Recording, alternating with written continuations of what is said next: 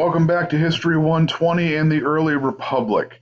Now, as I mentioned in the first lecture, Alexander Hamilton's plan for creating a national economy required paying off a nationalized debt. One of the ways that he proposed to raise money for paying off this debt was taxing whiskey. Well, why are we taxing whiskey? I mean, are we trying to take this out on alcoholics? Is this a sin tax? What's going on? Well, whiskey is one of the more popular drinks in the early American Republic. And remember, this is a period of time where water isn't really trusted. We don't know what causes disease. It's also very readily available. The reason it's very readily available is because of the methods of transportation in this country. Farmers grow corn. Corn is a very productive crop even in the 18th century. But it's very hard for farmers in the early republic to market their corn as corn. The reason I say that is there are very poor roads. We don't have a good national infrastructure yet.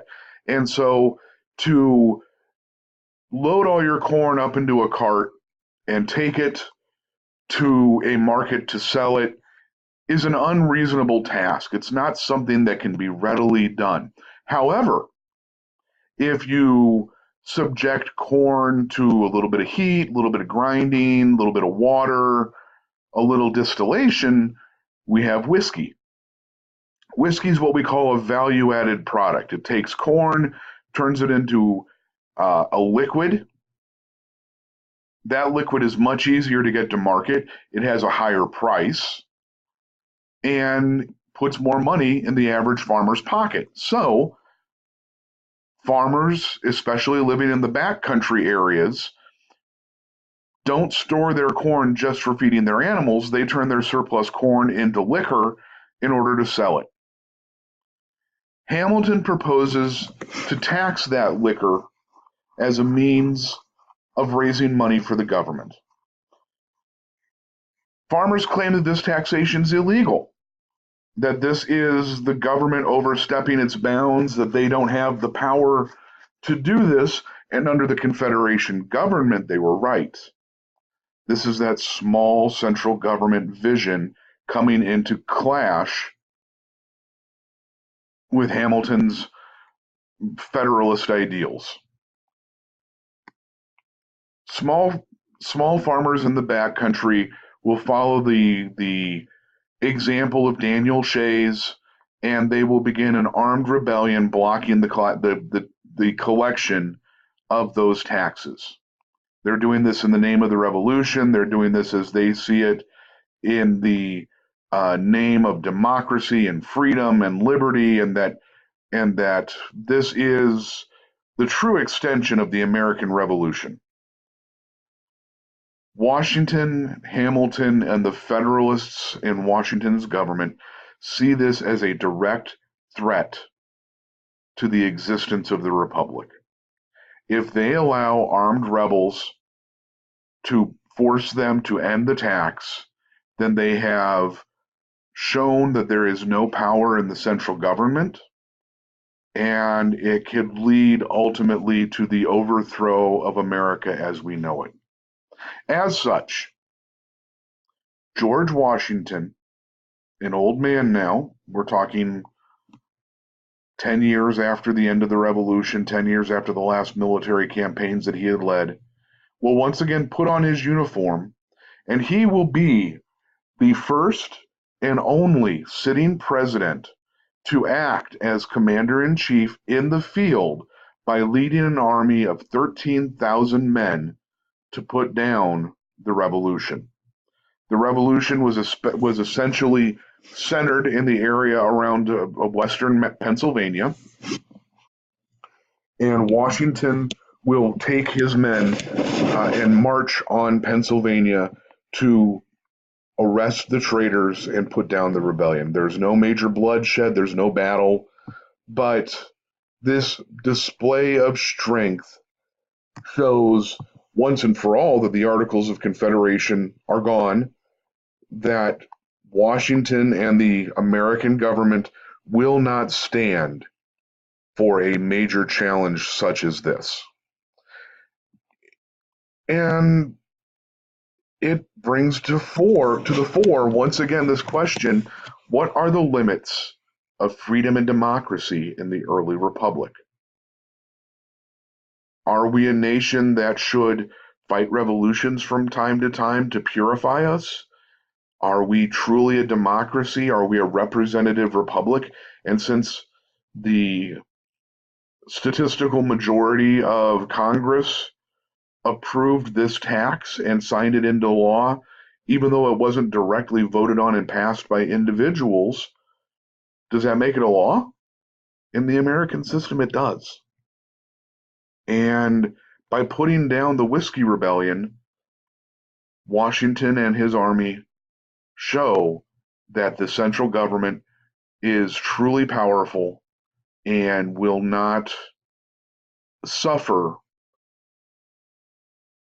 rebellions against it. The Whiskey Rebellion is another example of how politically active people were in the early American Republic. We kind of take this for granted today. I mean, if you think about it, yeah, we got Fox News, we got MSNBC, we have Twitter. You can't really escape people and their political opinions in this day and age. And this must be new. No one's ever acted like this in the past. If anything, it was worse in this time period and worse in the 19th century. And we're going to talk about that in coming weeks. Both parties encouraged the common man to be active in the electoral process. There were very active political newspapers printed every week, not just talking about the news, but spreading the official message of the Jeffersonian Republicans and the Hamiltonian Federalists. There were political pamphlets constantly being printed and distributed. This is an age before television, before radio. The printing press allowed for the dissemination of political messages and news to the average individual to give them information to think about. There were even party meetings on the local level for people to go and not just make their voices heard, but to go and hear the message of the party and to hear their candidates and see them and to take an active hand in the issues of the day. This was a very politically viable world. And this is, in one way, a little representative of that Jeffersonian dream of America. It's a small republic of literate people who can read. You have to be able to read to enjoy these political newspapers and to understand the political pamphlets. And so a highly literate populace with an active political press is the key ingredient for the growing nature of politics, just to throw that word one more time in this paragraph, in the early history of the United States. But we also have another question. Who deserves rights in this new republic? If you look at the Constitution as originally put forward, it's only men of certain qualifications over the age of 21 who are able to vote. What about men without land? What about poor men? What about women? Women have pushed for civil rights and political representation ever since 1776. They have pushed for access to education, for protection of their rights. And by and large, as a country, we've been rather slow in granting them. Mary Wollstonecraft is a British feminist during this period who writes a book called The Vindication of the Rights of Women to prove that women are the social, political, educational equals of men throughout the world. We even have Abigail Adams, the wife of the second president of the United States, who in 1776, upon hearing from her husband about the debates in the Continental Congress over the Declaration of Independence, wrote in a letter that she longed to hear that you have declared an independency. And by the way, in the new code of laws, which I suppose it will be necessary for you to make, I desire you would remember the ladies and be more generous and favorable to them than your ancestors. Do not put such unlimited power into the hands of the husbands. Remember, all men would be tyrants if they could. If particular care and attention is not paid to the ladies, we are determined to foment a rebellion, and will not hold ourselves bound by any laws in which we have no voice or representation.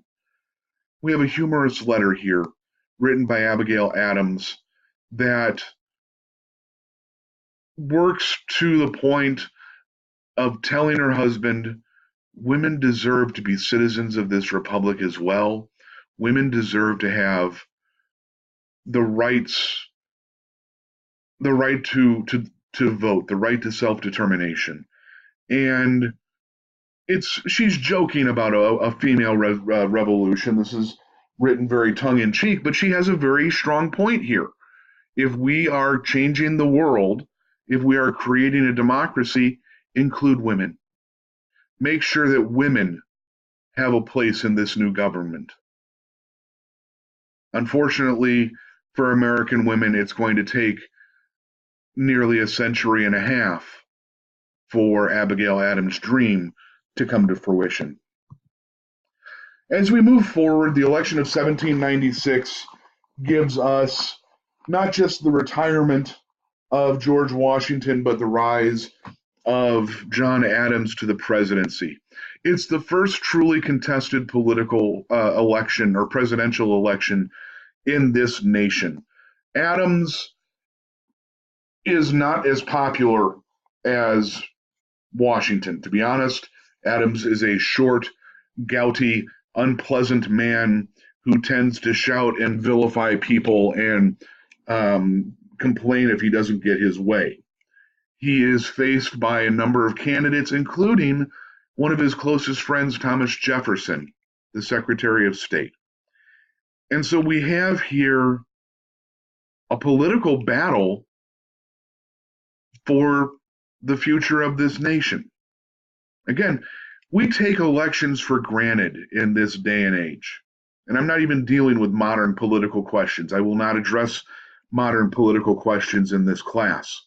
What I will say is that we are in a situation where 50% or less of the voting population of this country does not vote, and we're fine with that.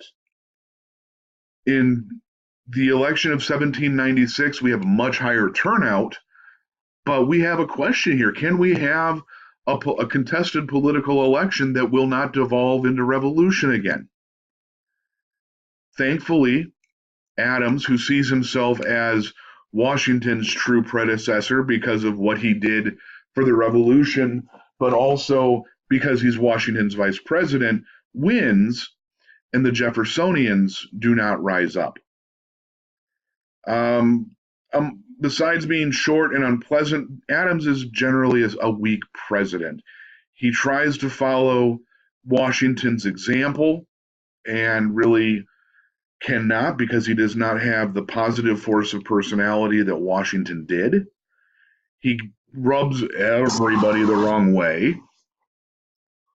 And we have some issues that arise during his presidency that Adams, to be frank, handles extremely poorly. We have a scandal with the French. Essentially, ministers to France under Adams' administration are seeking an understanding with the French government. They are negotiating access to various institutions and a political relationship with the new French government. And a French minister anonymously in a letter signed XYZ demands millions of dollars in bribery before he will allow something to be seen by the rest of the French government. This is going to be called the XYZ affair. It's going to create even more tensions with the French government, but it's also going to create a situation where people see international action as uh, people demanding tribute and bribery from us, and that we will spend millions for defense, but not 1 cent for tribute, and it will worsen our relationship with the people of France. We will, in essence, fight an undeclared war, the quasi war, with France. It is a naval action. There will be shots fired and some minor naval battles with the French Navy because of these rising tensions with the French people and the French government in the wake of the ongoing revolution and the XYZ affair. Hamilton wants to go to war. Adams is a Federalist, by the way. Hamilton is pushing Adams to go to war. Hamilton wants to be the great battlefield general and have his chance to win the glory that Washington did on the battlefield. That this would be good, not just personally for Hamilton, but that it would solidify and strengthen the American role in the world. And luckily, thankfully, Adams refuses to officially declare war with France. But we will have other issues to deal with during the Adams administration. In 1798, John Adams will sign into law the Alien and Sedition Acts. And what these are a set of laws that are highly unconstitutional and show Adams and the new government's inability to deal with some of these questions on a large scale. Essentially, under the Alien and Sedition Acts, immigrants who are deemed as dangerous, if you are from the wrong country, if you are spreading a message that someone in the government doesn't like, you can be deported, you can be sent out of the country. It makes it harder to naturalize a citizen. It takes a longer period of time to apply and become an American citizen, to be defined as an American citizen. This is not how America was. This violates the First Amendment in many ways. You can be deemed dangerous by saying the wrong thing, by supporting France, by questioning certain American policies. And this is where the Sedition Acts come in.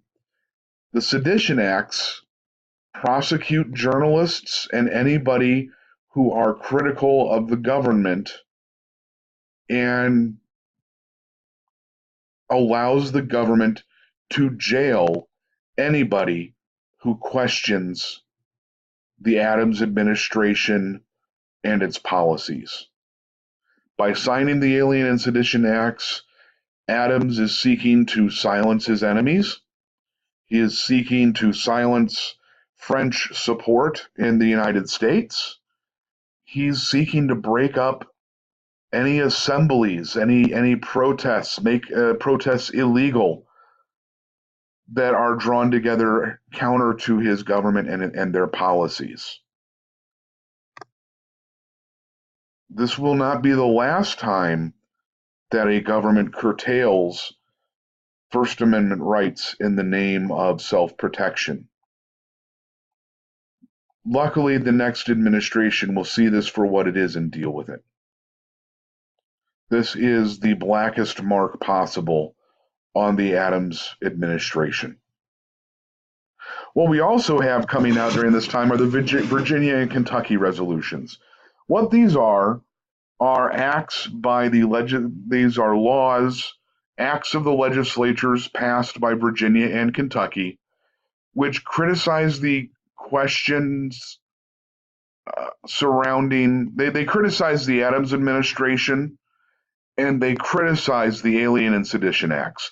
They say that the Adams administration is overstepping its constitutional boundaries and limitations, that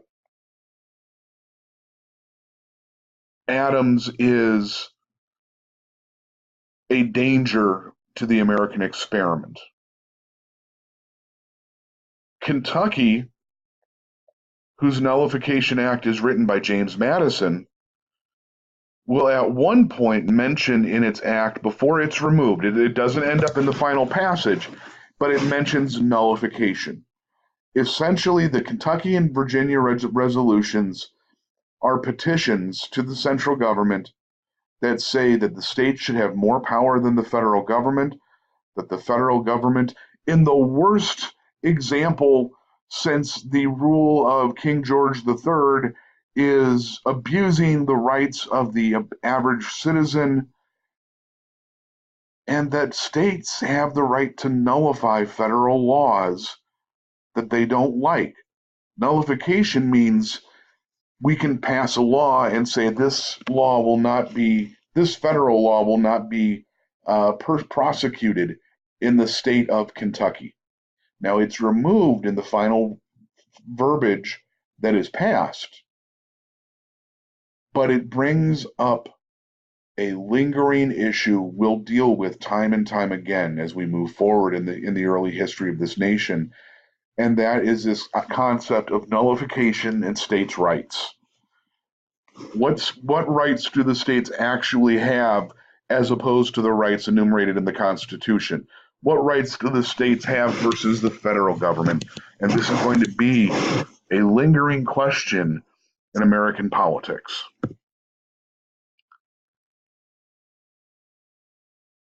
Because of the Alien and Sedition Acts, because of his very unpleasant personality and the way he manages things, Adams is easily defeated in the election of 1800. And many people call the election of 1800 a revolution. They call it a revolution because Thomas Jefferson wins the presidency. A big deal. He's Thomas Jefferson. He's an American intellectual. He's our embodiment of the Enlightenment. Why is that revolutionary? It's revolutionary because we have the change in power between political parties as a peaceful after effect of an election. Jefferson doesn't come to power at the end of a bayonet. He doesn't lead an army marching on Washington, D.C. Thomas Jefferson comes to power through a popular election, democratically run. Again, this is a jarring event on the global stage that has never really been done before. I can't emphasize how much precedent the early republic is setting for people and setting for the world. Jefferson will beat Adams and transition our government from one political party to another without violence. It will, however, shatter their friendship. Adams will see this as a betrayal. Adams will actually leave Washington on the morning of Thomas Jefferson's inauguration, the day that power actually transfers to Jefferson. He will not attend Jefferson's inauguration. He gets on a stagecoach in the morning and leaves town before Jefferson takes the oath of office. Jefferson is personally wounded by this. These men will not speak for more than a decade. They'll never actually see themselves in person again, but they will stop writing letters to each other. They will stop speaking to each other for the better part of a decade because of this election. But again, we have to come back. This is a revolution because we have a peaceful transition of power between political ideals and the parties that represent those ideals. And Jefferson recognizes this, to be honest, in his inaugural address. He tells the crowd, we are all Federalists. We are all Republicans. Don't let political parties become so divisive that the country shatters and falls apart. We are all Americans first and foremost. All of us are the same no matter what our beliefs are. And as such, I will rule in the name of all of us.